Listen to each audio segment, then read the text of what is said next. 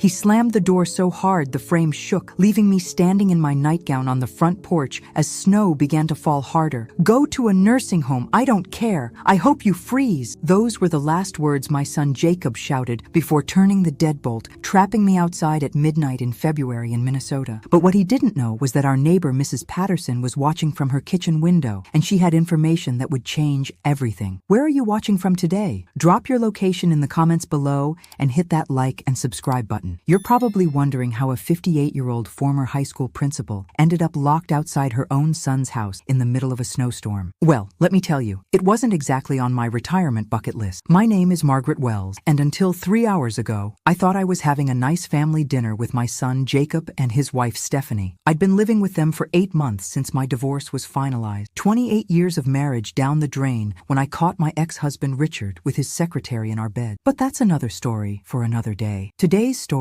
starts with me selling my beautiful 4-bedroom colonial to split the assets and moving in with Jacob temporarily while I figured out my next steps. The argument started over something ridiculous, as these things usually do. I'd made a comment about the electric bill being higher than usual, suggesting maybe we could lower the thermostat a degree or two to save money. Innocent enough, right? Wrong. Stephanie immediately snapped that I was being controlling and nitpicky about their household decisions. "I'm just trying to be helpful," I said, keeping my voice level. After 30 years in education, I'd learned how to stay calm during confrontations. Helpful? Stephanie's voice got that sharp edge I'd grown to recognize over the past months. "You've been here 8 months criticizing everything we do. The way we load the dishwasher, how we discipline Emma, how much we spend on groceries. Jacob, my only child, the boy I'd raised to be respectful and kind, just sat there nodding along like a bobblehead. Mom, you have to understand Stephanie's point. This is our house. Our house. The house I'd helped them buy with a $20,000 down payment gift just 3 years ago. The house where I'd been paying a third of the mortgage since moving in, plus buying most of the groceries and handling the household cleaning because Stephanie was too busy with her part-time job at the boutique. I understand completely," I said, standing up to clear the dinner plates. "I'll start looking for my own place tomorrow." That's when Jacob exploded. "With what money? Mom, you're living here because you can't afford anywhere else. Dad got the better lawyer, remember?" The cruelty in his voice stopped me cold. My own son was throwing my financial situation in my face. The financial situation that existed partly because I'd been so generous with them over the years. "I have options," I said quietly. Stephanie laughed, an ugly sound. "Like what? You're 58, divorced, and worked in public education your whole life. You have no savings, no real job prospects, and no husband to take care of you anymore." "I have you." The words came out before I could stop them, and immediately I regretted the vulnerability. Jacob's expression twisted into something I didn't recognize. "We never asked you to depend on us, Mom. We were helping you out, but we have our own lives to live. Emma's getting older and needs her own space. Stephanie wants to start her family business from the house. There just isn't room for everyone. So what are you saying?" "I'm saying maybe it's time to consider other options. There are some really nice assisted living places around here. You'd have your own space, activities with people your own age, meal plans, assisted living. For a perfectly healthy 58-year-old woman whose only crime was getting divorced and trusting her family. I'm not ready for assisted living, Jacob." "Well, you can't stay here forever." That's when I made my mistake. I got angry. "Forever? I've been here 8 months and contributed more to this household than your wife does." Stephanie's face went white. "Excuse me? You heard me. I pay for a third of everything. Do most of the cleaning, help with Emma's homework, and cook dinner 4 nights a week. What exactly do you contribute besides complaints?" And that's when Jacob lost it completely. He started yelling about disrespect and boundaries and how I'd been undermining their marriage since day one. Stephanie was crying dramatically, talking about how I'd made her feel unwelcome in her own home. The whole thing spiraled out of control in about 5 minutes. The next thing I knew, Jacob was grabbing my arm and marching me toward the front door. "You need to cool off outside for a few minutes and think about how you want to handle this." "Jacob, it's snowing and I'm in my nightgown." "Then maybe you'll think faster." The door slammed, the lock clicked, and there I was, standing on the porch in my thin cotton nightgown and slippers, watching snowflakes land on my bare arms while my son and daughter-in-law went back to their warm house. The temperature was dropping fast, probably already below 20 degrees. My fingers were starting to go numb, and I could feel my feet getting wet through my house slippers. I banged on the door for about 10 minutes, calling Jacob's name, but there was no response. Either they couldn't hear me or they were ignoring me. I was starting to panic, wondering if I could make it to my car in the garage when I heard a voice. "Margaret! Oh my goodness, what are you doing out there?" Mrs. Patterson Patterson from next door was hurrying across her yard in a heavy coat and boots, her gray hair covered by a knit hat. "I'm having a disagreement with Jacob," I said, trying to keep the humiliation out of my voice. "In a nightgown? In February?" Her voice was incredulous. "Come on, you're coming to my house right now before you get frostbite." I started to protest, but she was already taking my arm and leading me across the snowy yards toward her warm front porch. "Helen, I can't impose on you like this." "Nonsense. My brother's visiting for the week anyway. There's plenty of room." As we reached her door, she paused and looked back at Jacob's house, her expression hardening. "Margaret, there's something you should know about your son's job situation." "What do you mean?" She opened her door and ushered me into the blessed warmth. "My brother is his boss." I stopped moving. "What?" "My brother Peter runs the marketing division at Hartwell Industries. He's been Jacob's supervisor for the past year and a half." My mind raced. Jacob worked for Hartwell Industries, one of the biggest employers in town. If Mrs. Patterson's brother was his boss, that meant she probably knew things about Jacob's work situation that I didn't. "Helen," I said carefully, "is there something I should know?" She handed me a thick robe from her hall closet and gestured toward her living room sofa. "Honey, sit down. We need to talk." The hot chocolate Helen made was the most beautiful thing I'd seen all evening, and not just because my hands were finally warm enough to hold the mug. I was wrapped in her late husband's terry cloth robe, thick wool socks on my feet, sitting in front of a crackling fireplace while snow continued to fall outside. Meanwhile, my son was probably sleeping soundly in his warm bed, completely unconcerned about whether his mother had frozen to death on his front porch. "Peter's upstairs on a work call, but he'll be down soon," Helen said, settling into the chair across from me. "Margaret, I have to ask you something, and I want you to be honest with me." I nodded, though I wasn't sure I was ready for whatever she was about to tell me. "How much do you know about Jacob's job performance lately?" The question caught me off guard. "I know he's been stressed. He's been working longer hours, seems tired a lot. He mentioned something about a big project that was taking up most of his time." Helen's expression was carefully neutral. "What else has he told you about work?" "Not much. Jacob's never been one to talk about his job in detail. When I ask how his day went, he usually just says it was fine or busy." I paused, studying her face. "Helen, what aren't you telling me?" Before she could answer, heavy footsteps came down the stairs, and a man who was clearly Helen's brother appeared in the doorway. Peter Patterson was probably 60, tall and lean with silver hair and the kind of confident bearing that suggested he was used to being in charge. "You must be Margaret," he said, extending his hand. "I'm Peter. Helen told me what happened tonight. I'm glad she brought you in from the cold. Thank you for letting me stay. I'll find somewhere else to go tomorrow." Peter and Helen exchanged a look that I couldn't interpret. "Margaret," Peter said, sitting down on the edge of the coffee table so he was facing me directly, "I need to tell you something about your son, and I need you to promise me you'll hear me out before you react." My stomach clenched. "Is Jacob in trouble at work?" "Jacob's been on what we call a performance improvement plan for the past 6 months, Peter said gently. "It's essentially a formal warning system. His work quality has declined significantly. He's missed several important deadlines, and there have been complaints from other team members about his attitude." The words hit me like ice water. "What kind of complaints?" "Inappropriate comments during meetings, showing up late, leaving early without permission. Last month, he had a verbal altercation with a coworker that resulted in HR getting involved." I set down my hot chocolate, my hands suddenly shaking again, but not from the cold. "He never mentioned any of this." "There's more," Peter continued. 3 weeks ago, Jacob came to my office asking for what he called a temporary advance on his salary. He said he needed $5,000 to cover some unexpected medical expenses for you." "Medical expenses for me?" "He said you'd been having heart problems and needed surgery, but that your insurance wouldn't cover all the costs." He was very convincing. Talked about being worried about his mother's health and wanting to make sure you got the best care. I felt sick. "Peter, I haven't had any heart problem. I haven't been to the doctor for anything more serious than a routine checkup in over a year." Helen leaned forward. "Margaret, did Jacob ever give you $5,000 for medical expenses?" "No. God, no." I looked between them, the implications hitting me like a truck. "He lied to get money from his boss." Peter nodded grimly. "I approved the advance because I believed him. Jacob's always seemed like a decent kid, and helping an employee with a family medical emergency is something our company supports. The money was supposed to be deducted from his paychecks over 6 months. Was supposed to be? He's been pushing back on the deduction schedule, claiming the amount is putting too much financial strain on your household. He asked if he could extend the repayment period to 2 years with a smaller monthly amount." The room was spinning slightly. Jacob had stolen money from his employer by lying about my health and then tried to negotiate easier repayment terms while literally throwing me out of his house for suggesting we save $20 a month on electricity. "Peter, what happens if an employee defaults on a salary advance?" His expression was serious. "It becomes grounds for immediate termination. Plus, if the amount is substantial enough and was obtained through false pretenses, the company has the right to pursue legal action." "How substantial is substantial enough?"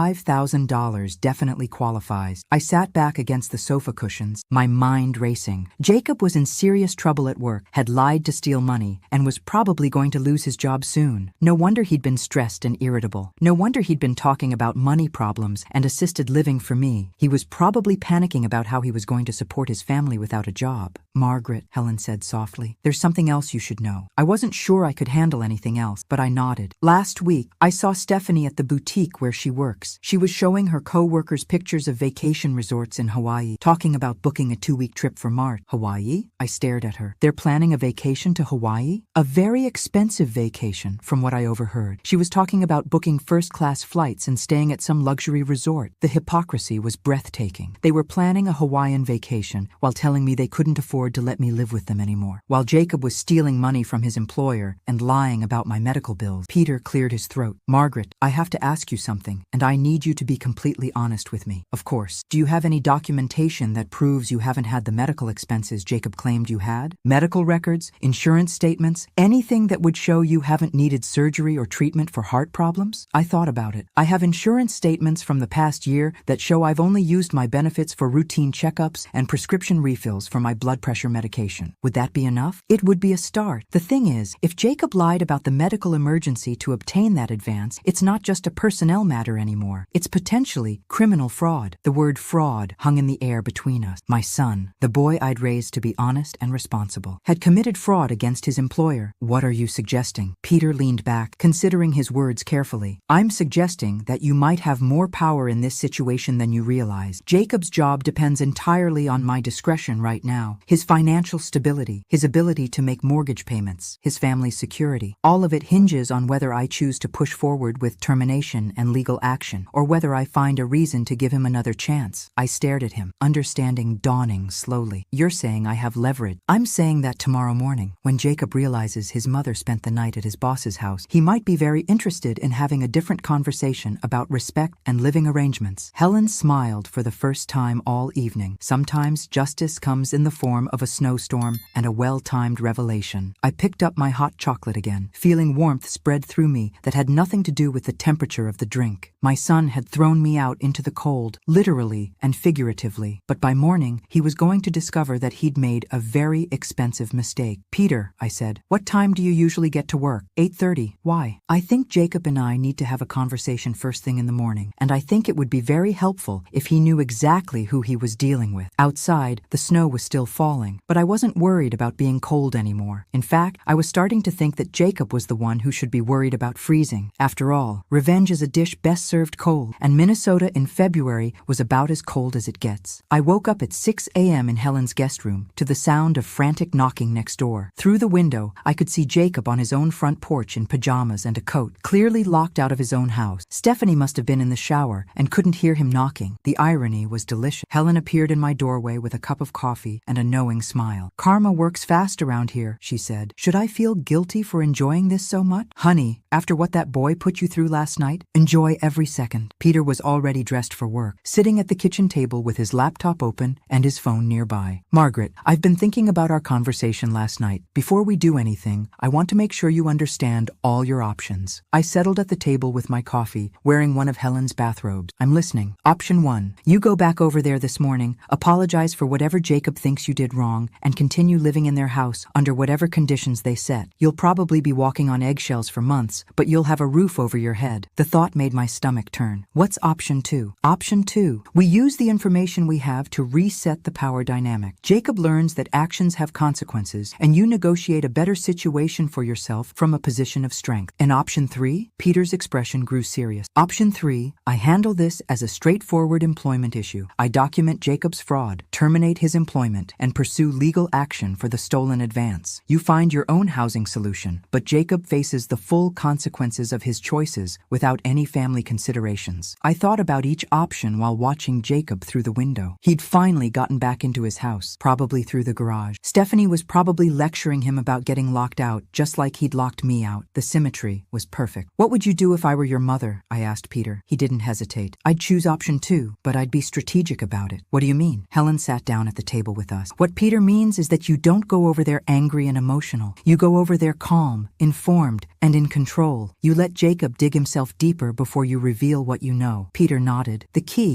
is to let him think he's still in charge while you gather information about their real financial situation. How much money do they actually have? What are their real priorities? How willing are they to sacrifice your well-being for their own convenience? I was starting to like this plan. So I go back, act contrite, and see what they reveal when they think they have all the power. Exactly. Meanwhile, Peter can investigate the fraud situation at work, and we can figure out exactly how much trouble Jacob is really in, Helen added. My phone buzzed with a text message. Jacob's name on the screen. Mom, where are you? Your car is still here, but you're not in the house. Did you go for a walk? It's freezing outside. I showed the message to Peter and Helen. Helen snorted. He locked you out for hours, and now he's worried about you taking a walk in the cold? What should I tell him? Peter thought for a moment. Tell him you're fine, and you'll be home soon. Don't mention where you spent the night. Let him wonder. I typed back. I'm fine. We'll be home in a bit. Will be? We need to talk. The response came immediately. Mom, I'm really sorry about last night. I lost my temper and I shouldn't have locked you out. Stephanie and I both feel terrible. Helen raised an eyebrow. They feel terrible now that they don't know where you are. Another message. Can we start over? Can we? Maybe we can figure out a better arrangement for everyone. A better arrangement, I said to myself. That's interesting phrasing. Peter was typing on his laptop. Margaret, I'm pulling up Jacob's employment file right now. I want to show you exactly what we're dealing with before you go over there. He turned the laptop screen toward me. Jacob's personnel record showed a steady decline over the past year. His annual review rating had dropped from exceeds expectations to meets expectations to needs improvement. There were multiple written warnings for tardiness, missed deadlines, and what HR delicately called interpersonal conflicts with colleagues. This is worse than you told me last night, I said. I was trying to be diplomatic. The truth is, Jacob's been on thin ice for months. The salary advance fraud was just the latest in a series of problems. I scrolled through the documents. There was a complaint from a female coworker about inappropriate comments Jacob had made during a team meeting. Another report about him leaving work early without permission to go to what he claimed was a family emergency, but which turned out to be a golf outing with friends. Peter, how close is he to being fired even without the fraud issue? Very close. I'd already scheduled a meeting with HR for next week to discuss termination. The salary advance situation just accelerated the timeline. My phone buzzed again. Another text from Jacob. Mom, please come home. Stephanie made your favorite breakfast. We really want to work this out. Your favorite breakfast? Helen looked skeptical. I don't have a favorite breakfast that Stephanie knows how to make. She barely knows how to make coffee. Peter closed his laptop. Margaret, when you go over there, I want you to pay attention to a few things. First, listen to how they talk about money. Are they really struggling financially, or are they just prioritizing other expenses? Second, notice how they treat you when they think they need something from you versus how they treated you last night when they thought they had all the control. And third,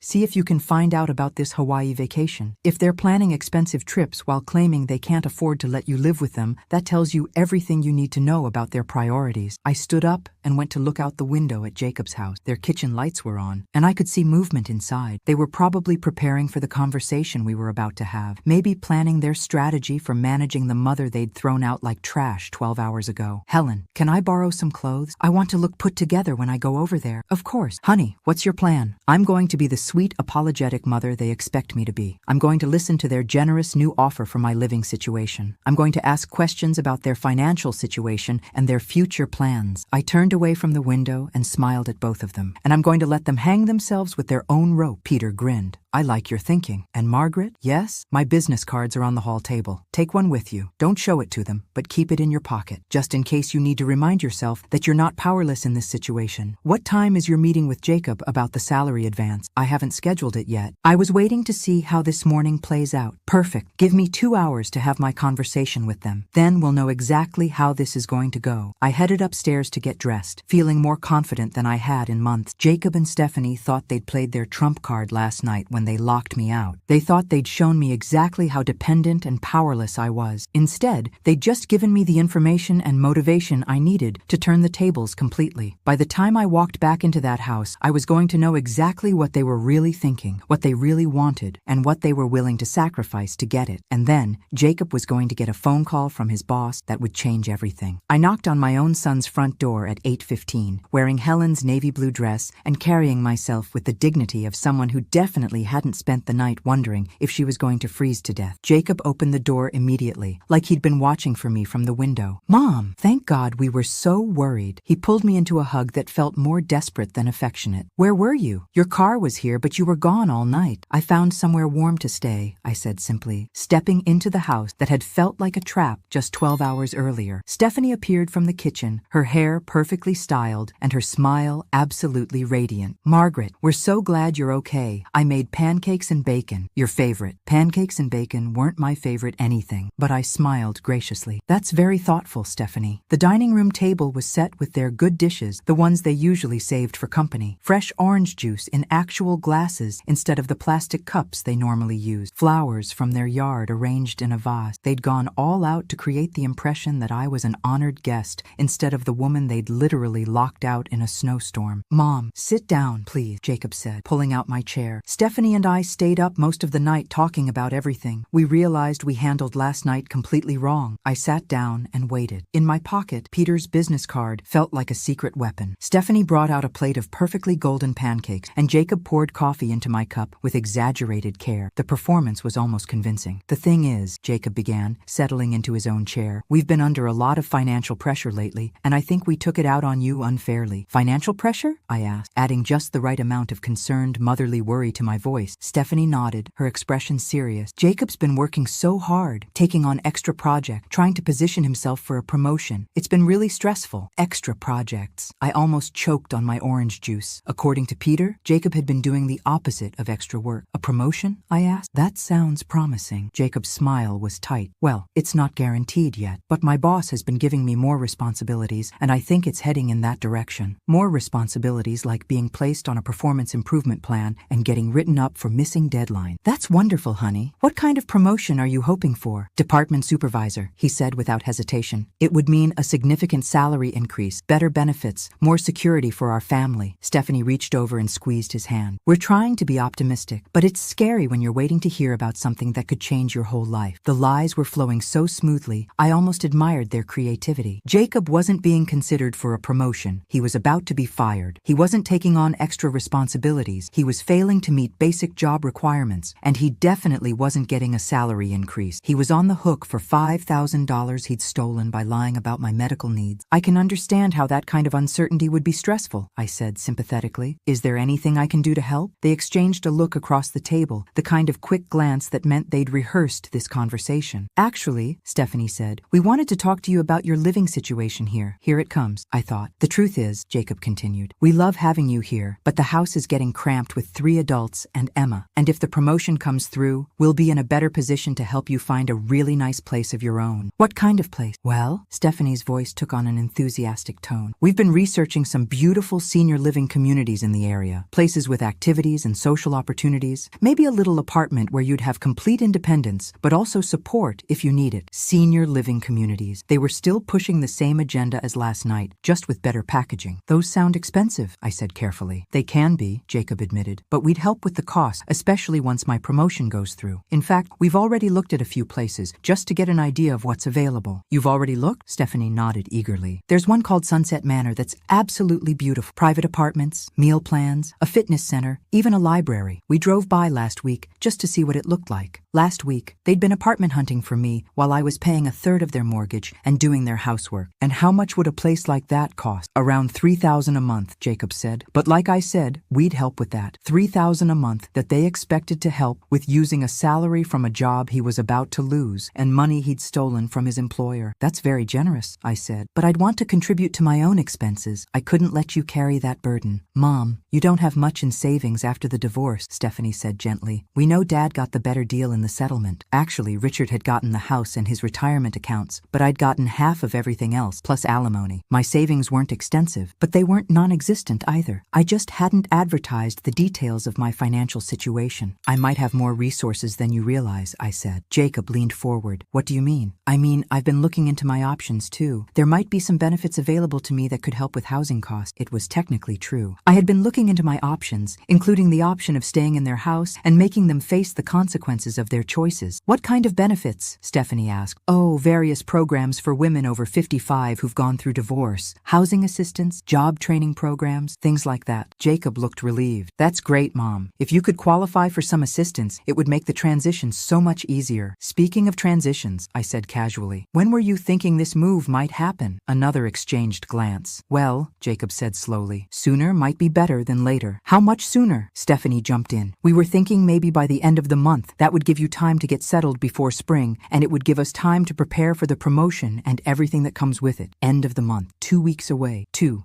weeks seems quite fast, I said. We know it's a lot to ask, Jacob said. But honestly, Mom, I think you'll be happier with your own space. More independence, people your own age to socialize with, activities designed for seniors, people my own age. I was 58, not 88. And what about Emma? I asked. Won't she miss having Grandma around? Stephanie's smile flickered for just a moment. Of course she'll miss you, but she's at an age where she needs more privacy. Teenage girls, you know. Emma was 11. Plus, Jacob added, you'll be able to visit any time. Maybe even have Emma spend weekends with you at your new place. She'd probably love having sleepovers in a senior community. The picture they were painting was becoming clearer by the minute. They wanted me out immediately. They expected me to pay for expensive senior housing with resources I supposedly didn't have, and they thought they were going to maintain the relationship on their terms with occasional visits and sleepovers. This all sounds very thoughtful, I said, finishing the last of my pancakes. I appreciate how much planning you've put into this. They both looked relieved. So you're okay with the timeline? Stephanie asked. Well, I'll need to make some phone calls today, check on those benefit programs, maybe visit a few of these communities to see what's available. Of course, Jacob said. Take all the time you need. Today, I mean. We know this is a big decision. I looked at my watch. 8:45. Peter would be at his office by now, probably wondering how my conversation was going. Actually, I should start making those calls right away. Time-sensitive applications, you understand. Absolutely, Stephanie said. Use the house phone if you need to make long-distance calls. I stood up from the table, gathering my dignity around me like armor. Thank you both for breakfast and for being so understanding about last night. Jacob stood up too. Mom, we really are sorry about how that went down. We never should have let it escalate like that. You're right, I said. You shouldn't have. I headed toward the living room to get my purse, both of them following me with expressions of hopeful expectation. Oh, one more thing, I said casually, turning back toward them. I hope I didn't worry you too much by not coming home last night. I know you must have been concerned about where I was staying. We were worried, Jacob said. Where did you end up going? I smiled sweetly. I stayed with a neighbor. Lovely people. The husband works downtown in management somewhere. Very successful from what I can tell. I left them to wonder about that while I headed upstairs to gather my thoughts and make some phone calls. Phase 1 of my plan was complete. I now knew exactly how desperate they were to get rid of me, exactly how willing they were to lie about their financial situation, and exactly how little they valued my contributions to their household. Phase 2 was going to be much more interesting. I pulled Peter's business card out of my pocket and reached for my phone. Peter answered on the first ring. How did it go? Even better than we hoped, I said quietly, closing the guest room door behind me. They want me out by the end of the month. They've already been looking at senior living facilities for me, and Jacob just told me he's being considered for a promotion to department supervisor. A promotion? Peter's laugh was sharp. Margaret, I'm looking at a termination letter I drafted yesterday. Jacob's performance review is scheduled for this afternoon, and it's not going to be a pleasant conversation. They also mentioned that Jacob's been taking on extra projects and more responsibilities. The only extra responsibility Jacob has right now is explaining to HR why he lied about your medical expenses to steal $5,000 from the company. I looked out the guest room window at my car in Jacob's driveway. Peter, they're planning something. This isn't just about wanting me out of the house. They've clearly been working on this plan for weeks. What makes you say that? They've already researched senior living places. They have specific timelines, and they're way too prepared with answers about finances and benefits. Plus, Stephanie mentioned seeing brochures and visiting facilities. You don't do that level of research overnight. Peter was quiet for a moment. Margaret, what did they say about money? Are they offering to help pay for this senior living arrangement? They said they'd help with the $3,000 monthly cost once Jacob gets his promotion. But they also seemed very interested in what resources I might have available. Resources? I mentioned that I might have access to some benefits and assistance programs, and they both got very attentive very quickly.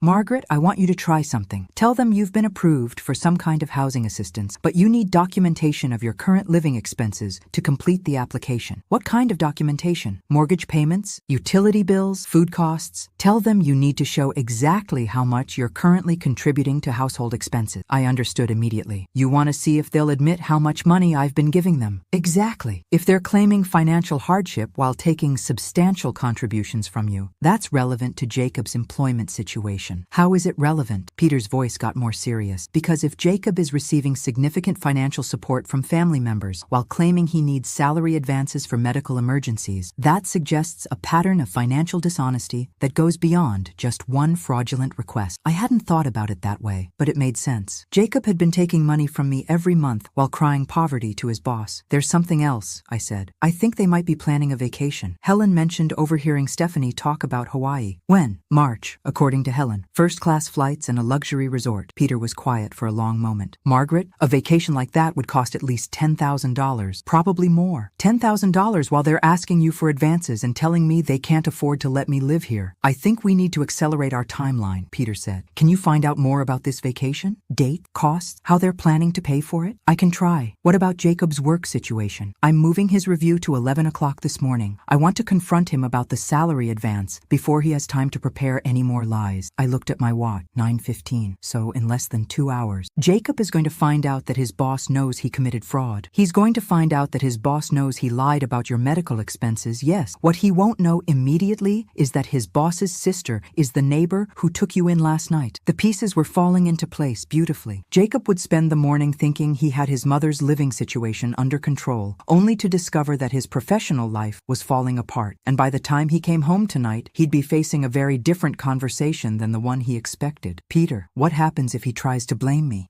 What if he claims I knew about the salary advance and approved of it? Do you have any documentation that shows you haven't had medical expenses? Yes, I have insurance statements going back a year that show minimal claims, just routine checkups and my blood pressure prescription. Perfect. Bring those with you when you come back to Helen's house. I want to copy them before my meeting with Jacob. Should I tell Helen what's happening? Helen already knows. She's the one who suggested we accelerate the timeline. She's also the one who remembered that Stephanie was talking about vacation upgrades and spa packages, not just basic resort accommodations. Upgrades and spa packages. The expenses were climbing even higher. Margaret, I want you to do something else today. What? I want you to act like you're seriously considering their senior living plan. Ask them to drive you to look at facilities. See how eager they are to speed up the process. You think they'll try to rush me into something? I think they're more desperate than they're letting on. If Jacob knows he's in trouble at work, even subconsciously, he might be pushing harder to resolve what he sees as other financial drains. Financial drains, like his mother, who'd been contributing to his household expenses for 8 months. I'll call you after I visit some facilities, I said. What time is Jacob's meeting? 11 o'clock. I'll call you as soon as it's over. I hung up and sat on the edge of the guest bed, looking around Helen's cheerful room with its floral wallpaper and photographs of grandchildren. 12 hours ago, I'd been a homeless woman in a nightgown, dependent on my son's charity and subject to his whims. Now I was a strategist with inside information and powerful allies. My phone buzzed with a text message from Stephanie. How are those phone calls going? Any good news on benefits? I typed back, very promising. Should know more this afternoon. Her response came immediately. Wonderful. Let us know if you need help with paperwork or applications. I smiled, thinking about the paperwork Jacob was going to be dealing with in about an hour. Personnel files, insurance fraud documentation, termination letters. Another text arrived. Jacob suggested we could drive you to look at a few places today if you're interested. Get a feel for what's available. They were eager. Very eager. That would be great, I replied. I'd love to see Sunset Manor and maybe 1 or 2 others. Perfect. We can leave whenever you're ready. I looked at my watch again. 9:25. Jacob's workday was about to become very interesting, but he didn't know it yet. Meanwhile, I was about to spend the morning touring senior living facilities with 2 people who had no idea that their financial house of cards was about to collapse. I gathered my insurance paperwork from my purse and headed downstairs. Phase 2 of the plan was about to begin, and I was discovering that I had quite a talent for strategic thinking. After 30 years of managing difficult teenagers and navigating school district politics, dealing with manipulative adults was turning out to be remarkably similar. The main difference was that this time, the stakes were personal, and I was highly motivated to win. Winter's Revenge, A Story of Justice Served Cold, Part 2. At exactly 11 o'clock, while I was standing in the lobby of Sunset Manor pretending to be impressed by their craft room, Jacob's phone rang. He glanced at the caller ID and his face went pale. It's my boss, he said to Stephanie, his voice tight. I need to take this. He stepped away from us, walking toward the parking lot while I continued my Oscar-worthy performance of examining activity schedules with the facility director. But I was watching Jacob through the window, and what I saw was a man's world falling apart in real time. His posture changed first, shoulders hunching forward like he was bracing for impact. Then his free hand went to his forehead, the universal gesture of someone receiving very bad news. By the time he hung up, his face had gone from pale to gray. Everything okay? Stephanie asked when he returned, though she clearly already knew it wasn't. I have to go into work, right now. There's some kind of emergency meeting. Emergency meeting. I almost felt sorry for him. Almost. Can't it wait? Stephanie's voice had an edge of panic. We're in the middle of helping your mother find a place to live. Jacob looked at me, and for the first time all day, I saw genuine fear in his eyes. Mom, I'm really sorry, but this can't wait. Can we continue the the tour later? Of course, honey. Work comes first. I kept my voice perfectly understanding while inside I was practically glowing with satisfaction. Is everything all right? Everything? You look worried. I'm sure it's nothing serious. Probably just some paperwork issue that needs to be cleared up. Paperwork issue. Well, that was one way to describe fraud charges. The drive back to their house was tense. Jacob gripped the steering wheel like it was the only thing keeping him anchored to reality, while Stephanie peppered him with questions he clearly couldn't answer. What kind of emergency meeting happens on such short notice? I don't know, Steph. Did you do something wrong? I don't think so. Well, what did your boss say exactly? He said there were some discrepancies in my personnel file that needed immediate attention. Discrepancies. Peter was handling this perfectly. When we pulled into their driveway, Jacob's hands were actually shaking as he turned off the engine. I better change into a suit, he mumbled, heading for the house like a man walking to his execution. Margaret, Stephanie said, grabbing my arm before I could follow him. What did you think of Sunset Manor? Her desperation was almost palpable. Even with Jacob clearly in crisis, she was still focused on getting me out of their house. It was lovely, I said. Very clean, good security, nice amenities. So you'd be interested in applying? I think so, though I'd want to see a few more places before making a decision. Stephanie's smile was strained. Of course, we want you to find the perfect fit. Inside the house, we could hear Jacob upstairs, opening and closing drawers frantically, probably looking for his best tie. The one he'd worn to job interviews before he'd gotten his position at Hartwell Industries. The irony was perfect. Stephanie, I said carefully, is Jacob under a lot of pressure at work lately? He seems more stressed than usual. She hesitated, and I could see her weighing how much to reveal. He's been working really hard for this promotion. Sometimes that means walking a fine line between being ambitious and being too pushy. You know? Too pushy. That was an interesting way to describe lying to steal money. Has he mentioned any specific concerns about his job security? Why would you ask that? Well, he seems very anxious about this meeting, and you both seem eager to make changes to our living situation quickly. I just want to make sure I'm not adding to any financial stress you might be under. Stephanie's laugh was forced. Oh no, we're fine financially. In fact, we've been planning a little getaway for March. Hawaii. We've been saving up for months. Saving up for months while taking money from me and stealing from Jacob's employer. Hawaii sounds wonderful. Very expensive, though. Well, we got a good deal through Jacob's company travel program. Jacob appeared at the top of the stairs, dressed in his navy suit and looking like he was headed to a funeral instead of a meeting. I have to go, he called down. I'll probably be there for a few hours. Call me when you're done, Stephanie called back. Let me know how it goes. He nodded and headed for the garage, leaving us alone in a house that suddenly felt much larger and quieter. More coffee? Stephanie asked, but I could tell her mind was elsewhere. Actually, I think I'll rest for a bit. The morning was more tiring than I expected. I headed upstairs to the guest room, closed the door, and immediately called Helen. He just left for his meeting, I said quietly. He looked like he was going to be sick. Peter called me 20 minutes ago. Apparently, Jacob tried to reschedule the meeting 3 times in 10 minutes, claiming he had family emergencies, doctor appointments, anything to avoid going in. Peter didn't let him reschedule. Peter told him that the longer he waited, the more serious the situation would become. That got Jacob moving. I looked out the window and watched Jacob's car disappear down the street. Helen, Stephanie just told me they're planning a Hawaii vacation in March. She said they got a deal through Jacob's company travel program. His company travel program? That's what she said. Helen was quiet for a moment. Margaret, Hartwell Industries doesn't have a company travel program. Of course they didn't. So she's lying about how they're affording this vacation. Either lying or Jacob has been lying to her about where the money is coming from. I thought about that. Given what I'd learned about Jacob's character over the past 24 hours, both options seemed equally likely. Helen, what happens if someone uses a company credit card for personal expenses? That would be embezzlement. Why? Just wondering if Jacob's financial problems might be bigger than we thought. My phone buzzed with a text message. Stephanie, Margaret, I know today has been overwhelming with the house tours and Jacob's work stress. Would you like me to make us some lunch? We could talk more about your housing options. She was still pushing. Even with her husband potentially losing his job, she was still focused on getting me out of the house. I typed back, that would be nice. I'll be down in a few minutes. Take your time. I'm making your favorite soup. My favorite soup. I didn't have a favorite soup that Stephanie knew how to make, but I was curious to see what she'd come up with. I called Helen back. I'm going downstairs to have lunch with Stephanie and see what other lies she tells me. When do you think Peter's meeting with Jacob will be over? Could be anywhere from 1 hour to 3 hours, depending on how much Jacob tries to deny and how much evidence Peter presents. And then Jacob comes home to face his mother, not knowing that his mother spent last night with his boss and his boss's sister. I looked at myself in the guest room mirror, straightening Helen's borrowed dress and checking my hair. 12 hours ago, I'd been locked out in the snow. Now I was about to have lunch with my daughter-in-law while her husband explained to his boss why he'd committed fraud. Helen, I think I'm starting to enjoy this. Good. It's about time you realized how strong you are. I headed downstairs to discover what creative story Stephanie would tell me next, and to continue my performance as the grateful, dependent mother who didn't know that her whole world was about to change, because Jacob's world was definitely about to change, and Stephanie was going to discover that their financial house of cards was built on much shakier ground than they'd realized. But first, I was going to find out exactly how deep their deception really went. The soup turned out to be Campbell's tomato from a can, which Stephanie served with a flourish, like she'd been simmering it all morning. "Your favorite," she announced, though I'd never expressed any particular fondness for tomato soup. But I smiled and thanked her, playing my role perfectly. "Stephanie, can I ask you something?" "Of course." She settled across from me at the kitchen table with her own bowl. "How long have you and Jacob been planning this Hawaii trip?" She brightened immediately. "Oh, months. It's going to be our second honeymoon. We haven't had a real vacation since Emma was born." "It must be expensive, especially with the promotion still up in the air." "Well, we've been saving, and like I said, Jacob got a great deal through work. Plus, we figured if the promotion comes through, we'll be in a much better financial position anyway." I nodded thoughtfully. "It's smart to plan ahead, and I suppose with me moving to assisted living, you'll have more flexibility in your budget." Something flickered across her face. "What do you mean?" "Well, you won't have the extra grocery costs, utility usage, that kind of thing. It probably adds up." Stephanie stirred her soup without eating it. "I suppose it does. How much would you say my living here costs you per month? Just roughly?" She was quiet for a long moment. "Margaret, you contribute to expenses. We're not carrying you financially." "I know, but I'm sure there are additional costs I don't think about. Food, heating, water usage. I'd hate to think I've been a burden without realizing it." "You're not a burden." But she still hadn't answered my question about cost. "Stephanie, I mentioned this morning that I might qualify for some housing assistance programs. One of the requirements is documenting my current living expenses. Could you help me put together those numbers?" She set down her spoon. "What kind of numbers?" "What I contribute to the household versus what my actual costs are. The program wants to see if there's a gap that needs to be filled." I could practically see her mind working. If she claimed my living expenses were high, it would justify getting me out of the house. But if she claimed they were low, it would contradict their story about financial pressure. "I don't really keep track of those kinds of details," she said finally. "Jacob might know. He's always been good with numbers. Jacob has a lot on his mind right now with work." "Speaking of Jacob's work, you mentioned he's been under pressure lately. Has he been talking to you about specific problems?" Stephanie's discomfort was becoming more obvious by the minute. "Not really. He doesn't like to bring work stress home. That's admirable. Though sometimes when people are worried about job security, they start making changes at home to prepare for different scenarios." She looked up sharply. "What do you mean?" "Oh, just things like reducing expenses, adjusting living arrangements, making sure they have financial flexibility in case something changes. Jacob's job is secure. The promotion is practically guaranteed." It was fascinating how confidently she could say something that was completely false. My phone rang. Helen's number. "Excuse me, I should take this." I stepped into the living room. "Hello? Margaret, Peter just called. The meeting is over." "Already?" Jacob confessed everything within the first 20 minutes. Apparently, once Peter started showing him the evidence, he broke down completely. What did he confess to? The fake medical emergency, the salary advance fraud, and get this, he also admitted to using company resources for personal projects, including researching vacation packages on company time. So he had been using work resources to plan the Hawaii trip. What happens now? Peter gave him two options. Option 1, immediate termination, full repayment of the salary advance, and referral to law enforcement for fraud charges. And option 2, resignation with a neutral reference, repayment plan for the salary advance, and no criminal charges. Which did he choose? He's thinking it over. Peter gave him until 5 o'clock to decide. I looked at my watch. 2:15. Jacob had less than 3 hours to decide between being fired for fraud or resigning in disgrace. Helen, does Stephanie know any of this yet? Not unless Jacob called her from Peter's office, which he didn't. Peter was with him the entire time. So she's upstairs making lunch plans while her husband is deciding between criminal charges and unemployment. Exactly. Margaret, there's something else. Peter asked Jacob directly about his home financial situation. Specifically, he asked whether Jacob was receiving financial support from family members while claiming hardship at work. My stomach clenched. What did Jacob say? He admitted you've been contributing significantly to household expenses for months. He also admitted that the financial pressure he's been under was partly because he's been planning expensive purchases while maintaining a lifestyle his salary couldn't actually support. Expensive purchases, like Hawaiian vacation. Peter documented all of this? Every word. Margaret, Jacob essentially confessed that he's been living beyond his means while taking money from both you and his employer under false pretenses. I looked toward the kitchen, where Stephanie was probably still waiting for me to return and continue our conversation about my living expenses. What should I tell her? Nothing. Nothing yet. Let Jacob come home and tell her himself. But Margaret, you need to be prepared. When Jacob gets home, he's going to be desperate. People do unpredictable things when they're cornered. You think he might try to blame me? I think he might try anything. But here's the thing. You now have all the leverage. Peter has documentation of Jacob's confession. You have proof that they've been planning to move you out while taking your money. And you have a neighbor who witnessed them locking you outside in a snowstorm. So what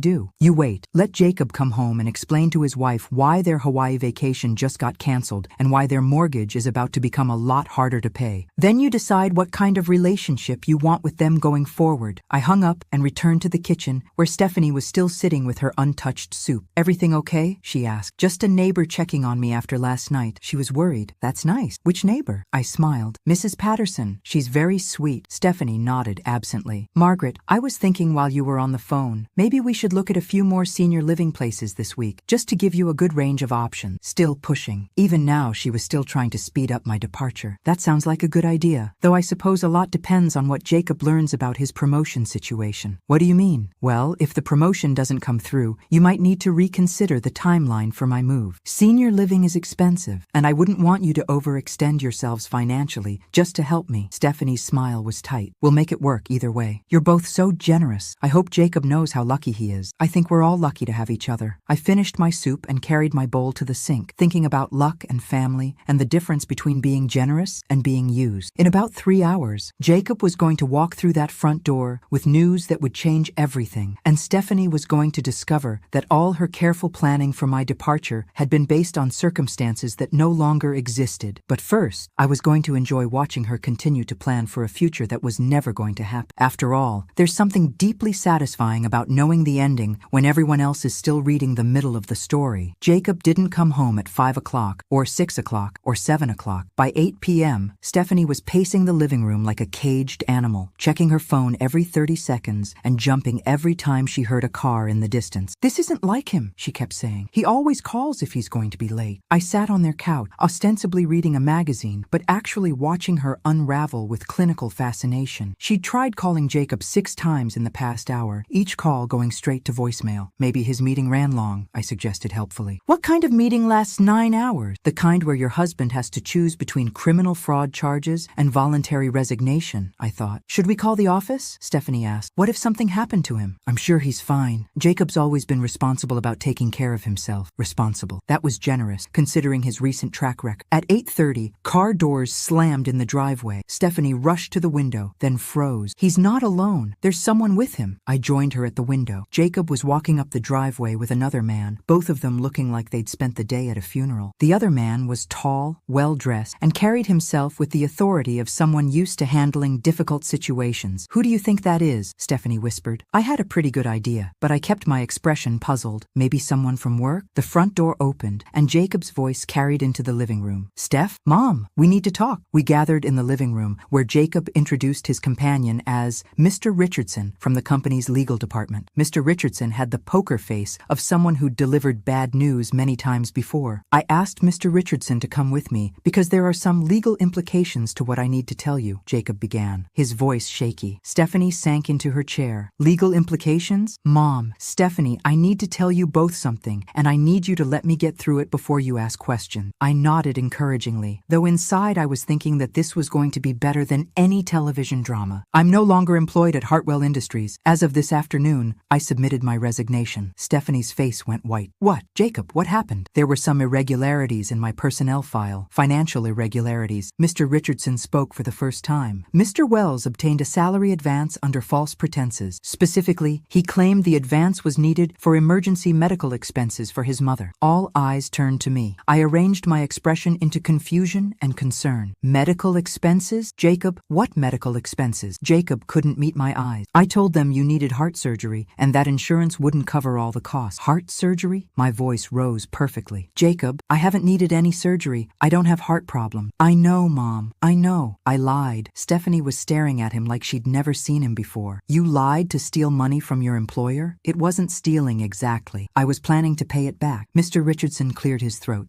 The advance was for $5,000. Mr. Wells has made no payments toward repayment in the 6 weeks since he received the funds. $5,000 that they didn't have while planning Hawaiian vacations and trying to get me to move to expensive senior housing. Jacob, I said said quietly. Where did that money go? Living expenses? Bills? The mortgage payment last month when I came up short? Stephanie was doing the math in her head, and I could see the moment she realized the implication. The Hawaii trip, she whispered. We can cancel that, Jacob said quickly. I already started looking into the cancellation policies. The deposits are non-refundable, Stephanie said. We put down $3,000 just last week. Mr. Richardson made a note on his legal pad. Mr. Wells, as we discussed this afternoon, you have 30 days to begin repayment of the advance. The company has agreed not to pursue criminal charges, provided you meet the payment schedule. What if he can't make the payments? Stephanie asked. Then the matter will be referred to law enforcement for prosecution. The room fell silent, except for the tick of their antique wall clock. Jacob looked like he'd aged 10 years in one day, and Stephanie kept opening and closing her mouth like she couldn't find words. There's something else, Jacob said finally. Something else. Of course there was. My resignation means we'll lose our health insurance at the end of the month, and obviously the promotion I mentioned isn't happening. Stephanie stood up abruptly. I need some air. She walked out of the room, and a few seconds later, we heard the back door slam. Mr. Richardson gathered his papers. Mr. Wells, you have my card. The first payment is due in 30 days. I'd suggest you start looking for employment immediately. After he left, Jacob slumped into his chair like all the air had gone out of him. Mom, I'm sorry. I'm so sorry about all of this. Jacob, help me understand something. You took $5,000 by lying about my medical bills, but you've also been talking about a promotion and planning expensive vacations. Where did you think the money for all of that was going to come from? He ran his hands through his hair. I thought the promotion was going to happen. I thought I could pay back the advance and everything would work out. But you weren't actually being considered for a promotion, were you? He looked up sharply. How did you know that? Interesting question. I didn't know it, Jacob. I'm asking. No, I wasn't being considered for a promotion. I was actually in trouble for poor performance. I was probably going to be fired anyway. So the story you told me this morning about taking on extra responsibilities was a lie too. Everything I told you this morning was a lie. His voice broke. Mom, I don't know how to fix this. I stood up, looking down at my son, who was sitting in his expensive living room, surrounded by the trappings of a lifestyle he couldn't afford, paid for with money he'd stolen and contributions from a mother he'd locked out in a snowstorm. Jacob, I have one more question for you. What? When you locked me outside last night, were you planning to use that as justification for moving me to assisted living? Make it seem like I was becoming difficult and couldn't live independently? His silence was answer enough. I see. I picked up my purse from the side table. I'm going to stay with a friend tonight. We can continue this conversation when you've had time to think about what kind of relationship you want to have with me going forward. Mom, where are you going? Which friend? I paused at the living room doorway. Someone who doesn't lock family members outside in snowstorms and then lie about their medical bills to steal money. Mom, please, don't leave. We can work this out. Jacob, for the first time in months, I'm going to sleep somewhere I feel welcome and safe. I suggest you spend tonight figuring out how to explain to your wife why your financial planning was based on fraud and fantasy. I left him sitting alone in his living room, probably calculating how he was going to make mortgage payments without a job, without stolen money, and without his mother's financial contributions. Outside, I could see Stephanie in the backyard, sitting on their deck in the cold February air, probably doing the same calculations, but I wasn't worried about either of them anymore. I was walking across the snow-covered yard toward Helen Patterson's warm, welcoming house, where people told the truth and treated family members with respect. And tomorrow, I was going to decide exactly what my life was going to look like going forward. For the first time in months, all the choices were going to be mine. I woke up Thursday morning in Helen's guest bed to the sound of frantic knocking. Not next door this time, but on Helen's front door. Through the window, I could see Stephanie on the porch at 7 a.m., still wearing yesterday's clothes and looking like she hadn't slept. Helen appeared in my doorway with coffee and a grim expression. She's been out there for 10 minutes. Should I let her in? Let's see what she wants. I followed Helen downstairs and watched through the living room window as Helen opened the front door. Stephanie, what are you doing here so early? Is Margaret here? I need to talk to her. It's an emergency. What kind of emergency? Please, Mrs. Patterson, I know she's here. I saw her come over last night. Helen stepped aside to let Stephanie in, and I appeared at the top of the stairs in Helen's robe, looking like I'd just woken up. Stephanie, what's wrong? She looked up at me with red-rimmed eyes and desperation written across her face. Margaret, we need to talk, privately. I came downstairs slowly, letting her wait. Helen, would you mind giving us a few minutes? I'll be in the kitchen if you need anything, Helen said, but her tone suggested she'd be listening to every word. Stephanie and I sat in Helen's living room, and I waited for her to begin. Margaret, I had no idea about any of what Jacob told us yesterday. I swear to you, I had no idea he lied to his boss or took that money. I believe you. You do? Jacob's been lying to both of us apparently, though in different ways. Stephanie wiped her eyes with the back of her hand. I don't know what we're going to do? He doesn't have a job. We owe $5,000 we don't have, and our mortgage payment is due next week. I nodded sympathetically. That does sound like a difficult situation. The thing is, she continued, and I could tell she was building up to something. We were hoping you might be able to help us figure out a solution. Here it comes. What kind of solution? Well, you mentioned yesterday that you might qualify for assistance programs. If you could get approved for housing assistance, and if we could work out some kind of arrangement where you stayed here a little longer, maybe we could all help each other through this rough patch. Fascinating. When they thought Jacob had a secure job and a promotion coming, they wanted me out immediately. Now that they were facing financial disaster, they wanted me to stay and continue contributing to their expenses. Stephanie, yesterday you were eager to have me move to senior living by the end of the month. What's changed? She had the grace to look ashamed. I realize now that we were being unrealistic about the timeline, and honestly, we were probably being unfair about the whole situation. Unfair how? We should have been more grateful for your help with expenses. Instead of treating your contributions like they were temporary, we should have recognized that you were helping us maintain a lifestyle we couldn't actually afford. Finally, some honesty. So you're saying you need my financial help to keep the house? I'm saying we need time to figure out how to restructure everything. Jacob needs to find a new job. We need to pay back that money. And we need to cancel the vacation. Have you started looking into canceling the vacation? Stephanie's face crumpled. The deposits are non-refundable. $3,000 down the drain. Plus we'll owe cancellation fees for the rest. How much will the cancellation fees be? Probably another $2,000. So they'd lost $5,000 on a vacation they'd planned while taking money from me and stolen from Jacob's employer. Stephanie, can I ask you something honestly? Of course. How long have you known that Jacob was having problems at work? She was quiet for a long moment. I suspected something was wrong for a couple months. He was stressed, secretive about phone calls, staying late but not getting any overtime pay. But when I asked him about it, he said he was working hard for the promotion. And you believed him? I wanted to believe him. Margaret, the truth is, we've been living beyond our means for over a year. The house payment, Emma's private school, my car payment, the credit card. We needed Jacob's income to increase, not decrease. So when he told you about the promotion, you started planning based on money you didn't have yet. Yes. And when you moved in and started helping with expenses, it felt like breathing room. We should have been honest about how much we needed that help, instead of making you feel like you were imposing. I looked around Helen's comfortable living room, thinking about the difference between being needed and being valued. Stephanie, what exactly are you asking me to do? I'm asking if you'd consider staying with us while we work through this crisis, and I'm asking if you'd be willing to help us restructure our finances so we can all live together more sustainably. What would that look like? We'd need to know exactly what resources you have available. Income, savings, whatever assistance programs you might qualify for. Then we could create a budget that works for everyone. She wanted access to my complete financial information so they could plan around it. And in exchange, you'd have a stable place to live and we'd all work together as a family to get through this. I stood up and walked to Helen's window, looking across at the house where I'd been locked outside just 2 days ago. Stephanie followed me. Margaret, I know we made mistakes, big mistakes, but we're family. Families help each other. I turned to face her. Stephanie, families do help each other, but help is voluntary and it's mutual and it's based on respect. I understand that now. Do you? Because 2 days ago, you locked me outside in a snowstorm when I suggested saving $20 on the electric bill. Yesterday, you were touring senior facilities to get me out of your house as quickly as possible.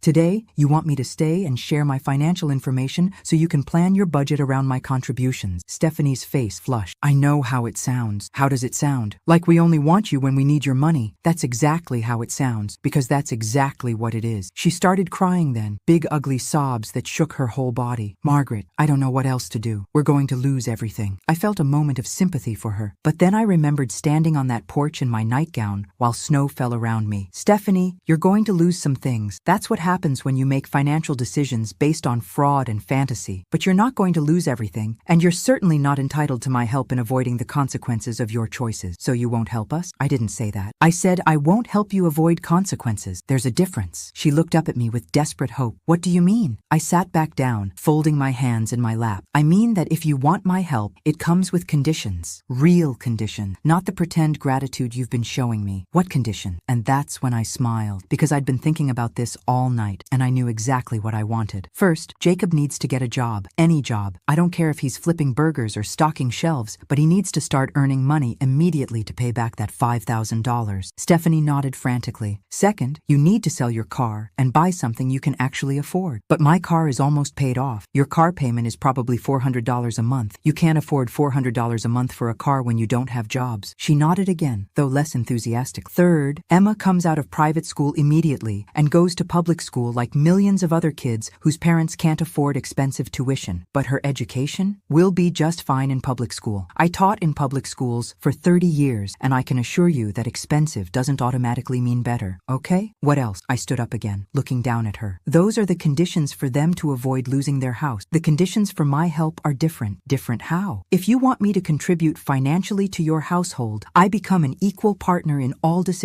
about that household. Budget decisions, vacation planning, major purchases, guest policies, everything gets discussed with me first. That seems fair. And Jacob goes to therapy, real therapy, with a licensed counselor to figure out why he thinks lying and stealing are acceptable ways to solve problems. Stephanie was quiet for a moment. And if we agree to all of this, then I'll consider staying and helping you rebuild your finances responsibly. But Stephanie, yes? If anyone in that house ever treats me with disrespect again, if anyone locks me out or talks to me like I'm a burden, I'll be gone that same day, and I'll take my financial contributions with me. She stared at me like she was seeing me clearly for the first time. Margaret, I had no idea you were this strong. Neither did I said, until you gave me reason to find out. 6 months later, I stood in my new kitchen making coffee and watching through the window as Jacob left for his job at the hardware store. It wasn't the prestigious position he'd imagined for himself, but it was honest work that paid enough to cover his share of the household expenses and make payments on his debt to Hartwell Industries. The kitchen was smaller than the one in Jacob and Stephanie's house, but it was mine. The little 2-bedroom condo I'd purchased was perfect for my needs, with enough space for Emma to visit on weekends and a guest room for the friends I'd made in my new life. My phone rang as I was adding cream to my coffee, Stephanie's name on the screen. Good morning, I answered. Hi, Margaret. I just wanted to call and thank you again for everything you did yesterday. Yesterday had been Emma's first science fair at her new public school, and I'd helped her put together a project about weather patterns. She'd won second place and been absolutely thrilled. Emma did all the work. I just helped her organize her thoughts. Still, she was so excited to have you there. We all were. Things had been different since that morning in Helen's living room 6 months ago. Not perfect, but different. Jacob had followed through on every condition I'd set. He'd gotten the hardware store job within 2 weeks, started therapy sessions, and hadn't missed a single payment to Hartwell Industries. Stephanie had sold her expensive car and bought a reliable used Honda. Emma had transitioned to public school without any academic problems and had made new friends almost immediately, but I hadn't moved back in with them. Instead, I'd used the money I'd saved during my months with them, plus the equity from my divorce settlement that I'd been carefully managing, to buy my own place. Small, but mine. How are things going with the new budget? I asked. Better than expected, actually. It turns out we can live on a lot less than we thought we could. Who knew? There was humor in her voice now, something that had been missing during those months when they'd been living beyond their means and lying to themselves about their finances. And Jacob? He seems happier, believe it or not. Less stressed. I think all that lying and scheming was eating at him more than he wanted to admit. Jacob had surprised everyone, including himself, by being good at retail work. He was patient with customers, knowledgeable about home improvement projects, and had already been promoted to assistant manager. What about the vacation plans? Stephanie laughed. We're planning a weekend camping trip for Labor Day. Emma's more excited about roasting marshmallows than she ever was about Hawaii. Sometimes the simple pleasures are the best ones. Margaret, can I ask you something? Of course. Do you ever regret not staying with us? I mean, I know we gave you every reason to leave, but do you ever think about what it might have been like if we'd all lived together respectfully from the beginning? I looked around my sunny little kitchen, thinking about the book club I'd joined, the volunteer work I'd started at the literacy center, the independence I'd rediscovered. Stephanie, I think everything worked out exactly as it was supposed to. Even the night Jacob locked you out, especially that night. If that hadn't happened, I never would have discovered how strong I could be on my own. After I hung up, I walked out to my small patio to water the plants I'd arranged there. Next door, Helen Patterson was working in her garden. Morning, Margaret. How are my favorite neighbors? Just got off the phone with Stephanie. Emma won second place at the science fair yesterday. That's wonderful. Are you still planning to take her to the museum next weekend? Wouldn't miss it. Helen straightened up, brushing dirt off her gardening gloves. You know, I was thinking about that night you showed up on my doorstep in your nightgown. What about it? I was thinking that sometimes the worst things that happen to us turn out to be the best things that ever happened to us. I considered that while watching a butterfly land on my petunias. Helen, do you think I would have found the courage to change my life if Jacob hadn't forced the issue? I think you would have found it eventually, but maybe it would have taken longer. Maybe. My phone buzzed with a text message. Emma, Grandma Margaret, can you teach me how to make chocolate chip cookies this weekend? Mom said you have the best recipe. I typed back, of course, sweetheart. We'll make enough for you to take some home to your parents. Another text came through immediately. Dad wants to to know if you need help with anything around your condo. He says he owes you about 1,000,000 favors. I smiled, thinking about how different our family dynamic had become. I was no longer the dependent mother living on their charity. I was the independent grandmother who chose to stay involved in their lives because I wanted to, not because I had to. Tell your dad I'm fine, but thank you for asking. Love you, Grandma Margaret. Love you too, Emma. I finished watering my plants and went back inside to get ready for my day. I had a volunteer shift at the Literacy Center this afternoon, and tonight I was meeting my book club to discuss our latest selection. As I was getting dressed, I thought about the woman I'd been 6 months ago. Grateful for any scrap of inclusion, willing to accept disrespect in exchange for a place to belong, convinced that my financial contributions were the most valuable thing I had to offer. That woman felt like a stranger now. The woman I'd become understood that respect wasn't negotiable, that love without boundaries wasn't really love, and that sometimes the kindest thing you can do for people is refuse to enable their bad decisions. Jacob and Stephanie had learned to live within their means because I'd refused to subsidize their financial fantasy. They'd learned to value my presence because I'd shown them I was perfectly capable of living without their approval. And Emma was growing up seeing a grandmother who was strong, independent, and unwilling to settle for less than she deserved. My doorbell rang, interrupting my thoughts. Through the peephole, I saw a delivery truck. Package for Margaret Wells? I signed for the box and carried it inside, curious about what it might be. The return address was Helen's. Inside was a framed photograph of the three of us, Helen, Peter, and me, taken at Peter's retirement party last month. We were all smiling, dressed up for the occasion, looking like the unlikely family we'd become. There was a note attached in Helen's handwriting, for the woman who taught us all that sometimes justice comes disguised as a snowstorm. With love and admiration, Helen and Peter. I set the photograph on my kitchen counter where I could see it while I made breakfast, thinking about justice and family and the difference between being chosen and being settled for. 6 months ago, I'd been locked out of a house where I was tolerated as long as I was useful. Today, I was surrounded by people who valued me for exactly who I was. The snow had melted months ago, but the lessons I'd learned during that cold February night were still with me. Sometimes you have to be willing to stand alone in the cold before you can find your way to real warmth. And sometimes the best revenge isn't revenge at all. It's building a life so good that you're grateful to the people who forced you to find your own strength. I made myself a proper breakfast, something I'd never bothered with when I was focused on taking care of everyone else first. Then I sat at my own table,